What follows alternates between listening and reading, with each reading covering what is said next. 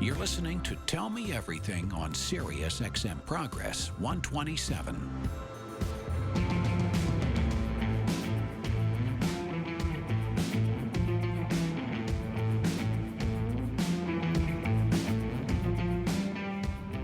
This is Sirius XM Progress. I'm John Fugelsang. Welcome back.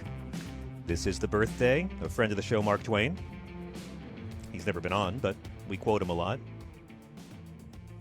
The man who said a lie can travel halfway around the world while the truth is putting on its shoes. Glad he wrote some of that stuff down. We're at 866-997-GRID. We're going to talk about pets a bit. We were discussing earlier in the show about the rise in pandemic-themed pet names during the last year. But, 31.8 million households in America own cats. Majority owns two. I live in one of those. During the pandemic, nearly a quarter of all Americans adopted a pet. That's up from less than 5% the year before, and a steady decline over the previous 5 years. So many pets have been adopted during this pandemic that shelters in many places throughout the states have run out, which is lovely. And as a testament to owners' love of their animals, revenue for pet toys and beds and treats and food and pet care increased by nearly 50% during coronavirus. The pandemic also saw a significant decline in the number of pets being given up for adoption, which resulted in the euthanasia rate for shelter pets dropping by 43% nationwide. Now, there is evidence that having a dog or a cat in the home increases your health and well-being. A 2009 medical study in neurology found a link between cats specifically and a reduction in an owner's risk for cardiovascular disease and death. And when it comes to this calming effect, cats have an added benefit that dogs don't: their purr. The purr of a cat has been proven to lower blood pressure in humans. So I was so keen to get the new book by author Sarah Chauncey, who has written and edited for nearly every medium over the past few decades, from print to TV to digital. Her writing has been featured on EckhartTolle.com and Modern Loss, as well as in Lion's Roar and Canadian Living. She lives on Vancouver Island in British Columbia, and her new book is the kind of book that we don't normally discuss on a channel related to politics. But as someone who lost a beloved cat just this year, some of us lost pets during the pandemic, her new book is a heartfelt book for adults. It's animated, so kids can read it too. But it's for adults who are grieving a companion cat. And it celebrates the very unique bond between humans and their feline pets. The book is called P.S. I Love You More Than Tuna. And I will admit this, this book made me cry. This book made me cry more than an 8-hour Beatles documentary. Sarah Chauncey, welcome to Sirius XM. Thank you so much, John. It's really great to hear your voice and talk to you. Thank you so much. It's great to have you. The book was very powerful for me. I went into it thinking, well, okay, I this is a good topic, and the book comes recommended, and I want to read it, and then I'm just sobbing. I mean, it could be a children's book. It really is for all ages, and the illustrations are, well, it's all very poignant. It manages to be joyful and poignant at the same time, and it was published last year at the height of the pandemic. And so I wanted to ask you, I want to kick off by asking, your book couldn't be more timely, given by how many people turn to their pets for comfort during this challenging year. Again, in the first 8 months of coronavirus in the U.S., cat adoptions and sales increased by 40%. I'm curious, what do you think this says about the role they play in our lives, especially during challenging times of political discord and plague? Yeah, I wanted to first address, you said adopted and bought. And Yes. I just want to be a big advocate for adopt, don't shop.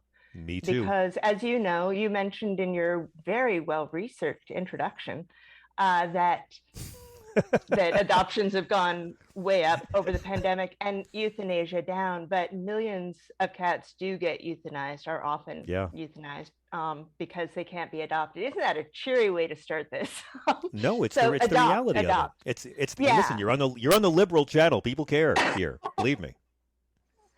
And so, I think we need other expressions of nature. Humans are one of billions of species. And when we can't, we weren't able to be together with many other people like me who live alone, we're really kind of isolated. And, animals give us this great and dogs do this too, and horses and bunnies. They are witnesses. They are first and foremost simply, they just see everything we do. Yeah. They see our ugliest cries. They see things we wouldn't show our spouses. And that acceptance is so powerful because that is not something we do to each other or give to each other. Yeah. I always say, pets better than friends, closer than family. I mean, Yeah. but also science has shown that there are real and measurable ways that cats benefit our lives from Mm-hmm. lower. And I was raised, I'll tell you this, I was raised by, I don't talk about this very much. Well, I a should. Franciscan. Well, no. I was raised by a cat phobic. My mother had a psychotic fear of cats. Like, I don't mean Huh. allergy, a fear. I used to Right. tell my friends she had an allergy because I was so freaked out by her phobia. My wife once was in Brooklyn with my mom, and a cat ran into the foyer, and my mother screamed like she was being attacked by an axe murderer. And Oh, so I grew wow. up not around cats at all. And then in college, my girlfriend had a vet for a father, and they asked if I could watch a kitten for 6 weeks, and I said yeah, and I wound up keeping the cat for years, and I've Was sort of that been Mimi? an accidental cat. Yeah, I'm a dog person trapped in a cat person's life. I just keep taking in strays. But I mean, they ward off loneliness. They ward off depression. They've been proven medically to lower our stress levels. I mean, for Mm-hmm. you, what are the greatest benefits of having any kind of pet, but a cat in particular? That's a great question.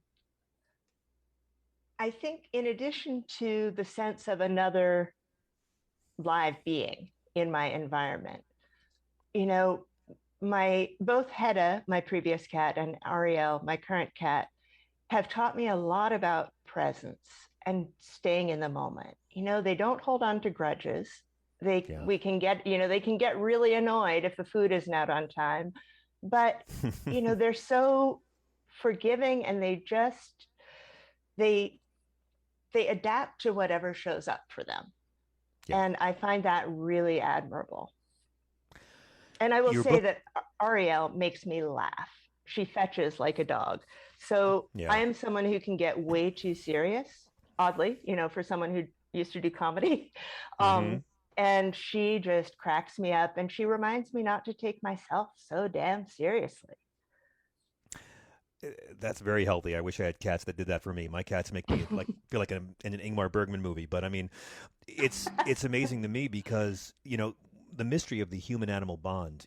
Your book is really about the love you can share and how a cat or any pet really enriches your life. But your book's really about death and the death of a Hmm. cat. And I have to be honest with you, I lost my beloved Bix, which listeners of this show know him because when we Mm, began working from the pandemic at home 20 months ago, I had this thing jumping on my console every night and meowing into my microphone. So, I had this cat for a long time, and I had two parents when I adopted him, and I was an orphan when I lost him. And so when I first got your yeah. book, I couldn't really open it for the first Hmm. several weeks. I just was like, nope, not ready to handle it because we don't really have a lot of books about coping with grief in this particular way. And I wanted to ask you about all of our pets will go, and that's what love is. You take that you take the life with the death, as they say in the film Shadowlands. The pain then is part of the joy now. But Hmm. how can people make the most of the time we have with animals in our family? That's also a really good question. And, we can't lengthen their lives. Veterinary medicine is getting better all the time.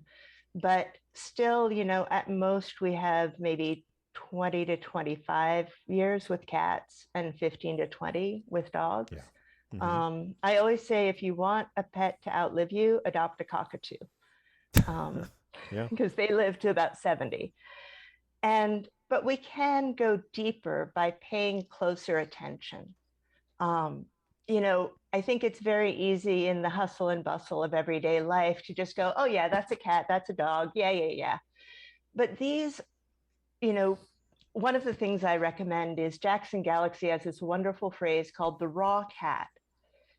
And imagine a world without humans. Cats would still, let's say, exist. They don't necessarily need us. They need us now because we've created a world in which it's dangerous for them, urban centers. Yeah. But Yeah.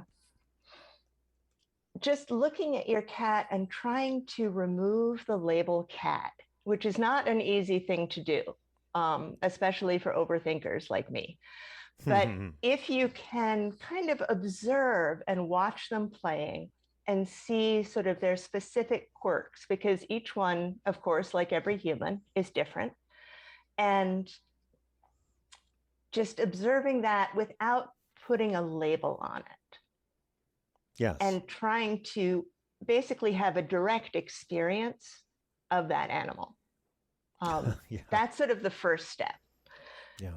And one of my favorite practices, and for anybody who's dealing with anxiety, this is a really good one, is to place my hand on my cat's back and put all my attention into the palm of my hand where it meets her fur. And just kind of experience that moment without putting words on it. And what it does is it takes the thinking energy away.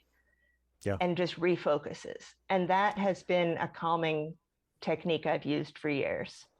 I mean, I would even say that's Reiki on pets, which they give as a college course in LA. Is But it? you know, you actually were you were talking about. I was reading where you talk about making the most, that we can't change a pet's lifespan or the breadth of their life, but we can change the depth of their life. I mean, you know, the time is what is scarce with an animal, and yet they're often the closest organisms to us emotionally, and yet they're the easiest to take for granted.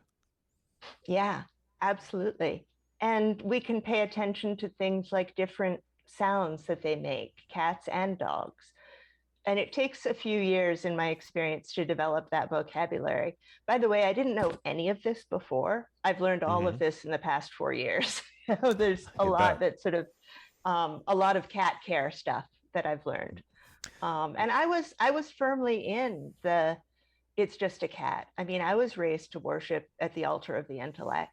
You know, Yeah. it wasn't until, I've had several cats in my life, but I never felt a bond like I did with this particular cat. I get it. Hedda. I mean, and think about all the great intellects who've been held enthralled to cats. I mean, I've been to Hemingway's house in Key West. He was really into them, and I'll quote Mark Twain. It's his birthday today. By what right has the dog come to be regarded as a noble animal?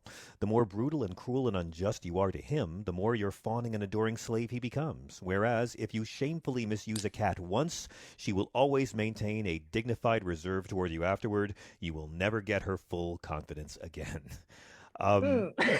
Yeah. But he also said, and my favorite Mark Twain quote is, if man could be crossed with a cat, it would enhance the man and deteriorate the cat. Yes, I agree with that. You know, I'm curious though. I mean, as someone who has lost a pet this year, and I've had friends who've lost pets as well.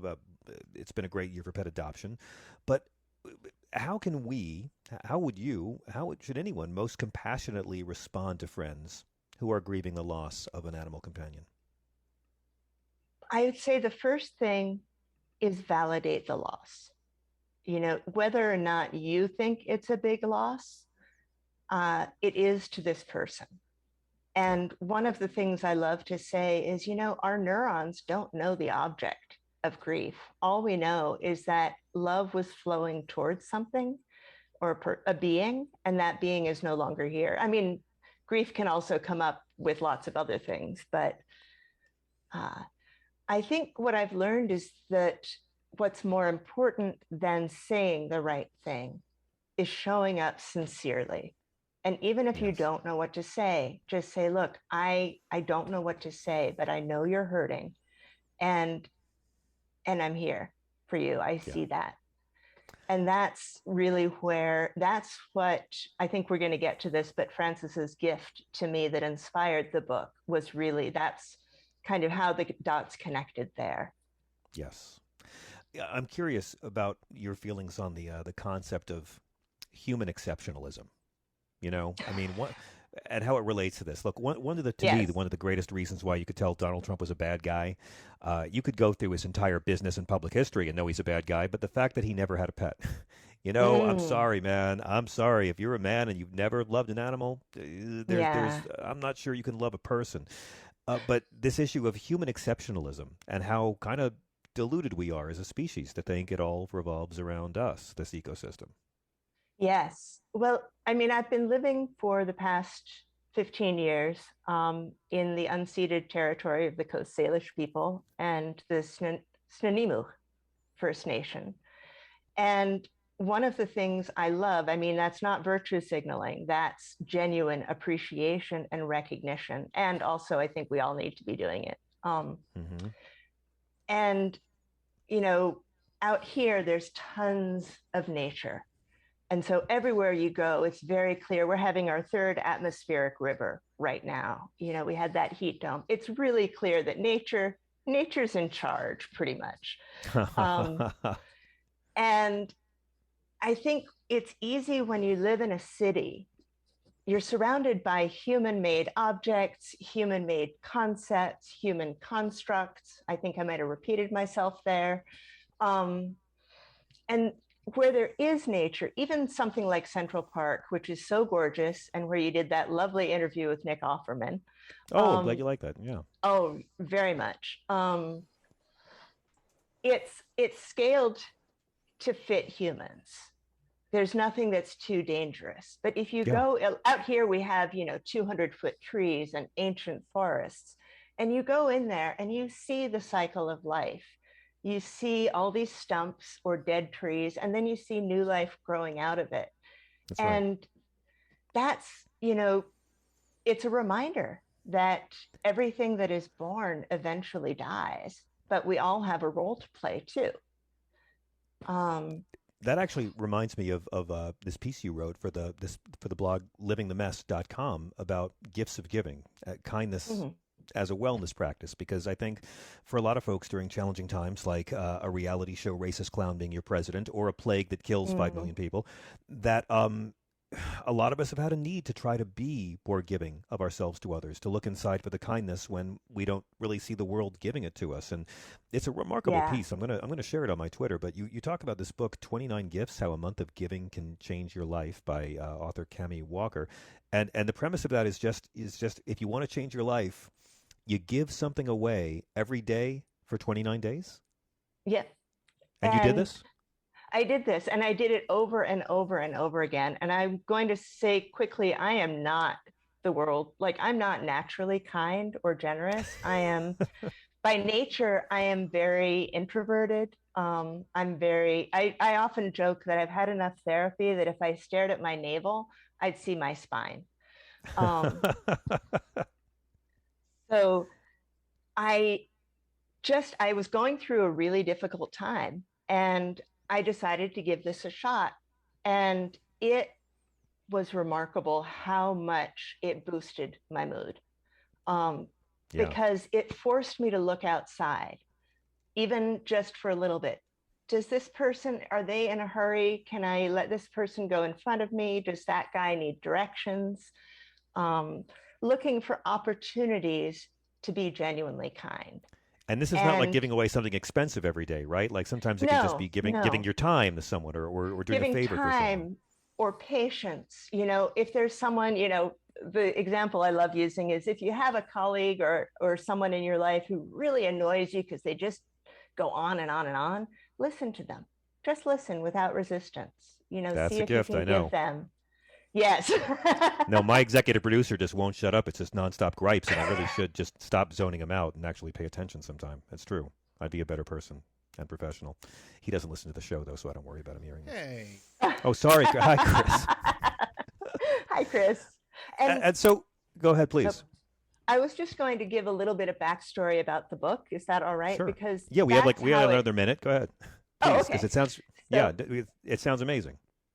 5 years ago, when I made the decision to have Hedda euthanized at age 20, which, by the way, this is a whole other conversation, but I always swore I would never, ever make that decision because it wasn't mine to make, and I did. Yeah, yeah. 2 days later, my friend Francis, who was a professional illustrator, sent me a sketch of Hedda with a note from her. And the note ended, P.S. I love you more than tuna. And I bawled. And at the same time, the writerly part of my brain went, that is a book title. And Francis's art has always, I mean, he's married to one of my closest friends, the woman who hired me out to BC. So I'd always known him as Diana's husband, but I'd always been in awe of his art. I said to her, it's like he can reach inside and touch the 8-year-old in all of us. And so when he sent this sketch, I just immediately had a vision. And it was a vision of a book that could be given to people, because from his gift, I felt seen, I felt witnessed. And that goes a huge way towards help, at least for me, it went a huge way towards helping me heal. Well, and then I owe him thanks as well, Sarah, because I had your book and I couldn't read it after my own pet loss, and I finally did, and it just it filled me up and made me feel great. It made me cry, and it made me care, and it made me glad that I have more pets in the house and that I'm still trying to love animals and be worthy of getting their love back. It's a pleasure having you on the show. I'd love to have you come back again anytime. The book is P.S. I Love You More Than Tuna. It will make you sob like a bitch, as Jorge Olivares used to say. The author is Sarah Chauncey. Thank you so much for joining us on SiriusXM. We'll be right back with your calls at 866-997-GRIT.